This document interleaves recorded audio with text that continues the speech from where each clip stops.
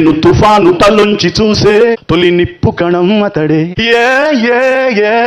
మొన్న 2024 ఎన్నికల ముందు ఉగాది పండుగ రోజు ఇంటి పక్కనే తిరుమల తిరుపతి వెంకటేశ్వర స్వామి గుడి సెట్ వేసుకొని ఎవరో ఒక గాయకుడి చేత పెను తుఫాను తలంచి చూసే తొలి నిప్పు కణం అతడే అనే పాట పాడించుకొని సునకానందం పొందాడు జగన్మోహన్ రెడ్డి. ఈ సంఘటన జరిగిన తర్వాత రాధా మనోహర్ దాస్ గారు మాట చెప్పారు, ఇంటి దగ్గరే గుడి సెట్ వేసుకున్నవాడు ఒక గుడిసెట్టి వెధవా అన్నాడు. అది నిజమని కొంతవరకు ప్రూవ్ అయింది. ఇప్పుడు తిరుమల లడ్డు కల్తీ బయటపడగానే అది పూర్తిగా వాస్తవం అనేది జనాలకు కూడా అర్థమైంది. ఆర్టికల్ 26 ప్రకారం జగన్మోహన్ రెడ్డి, నువ్వు రేపు 28న తిరుమల వెళ్ళి పాప ప్రక్షాళన చేసుకుంటాను, వెళ్ళు, ఎలా అయినా వెళ్ళు, కొండల కాలినడకన వెళ్తావో, బస్సులో వెళ్తావో, నీ కారులో వెళ్తావో, ఎలా అయినా వెళ్ళు. కానీ గుడికి కానీ, మసీదుకి కానీ, చర్చిలో కానీ కొన్ని నియమాలు ఉంటాయి. ఆ నియమాలను నువ్వు ఫాలో అవ్వాలి. తిరుమల గుడిలోకి వెళ్ళేటప్పుడు అన్ని మతస్థులు ఒక డిక్లరేషన్ మీద సంతకం పెట్టాలి.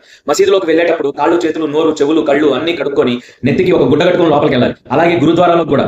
అలాగే చర్చిలోకి వెళ్ళినప్పుడు ఒక పవిత్ర జలం అంటే హోలీ వాటర్ తో ఇలా క్రాస్ రాసుకుని గుండెల మీద నువ్వు లోపలికి వెళ్ళాలి. ఇలా ప్రతి దానికి కొన్ని నియమాలు ఉంటాయి. ఆ నియమాలు నువ్వు ఫాలో అయినప్పుడే నువ్వు రాజకీయాలు చేయట్లేదని మేము నమ్ముతాం.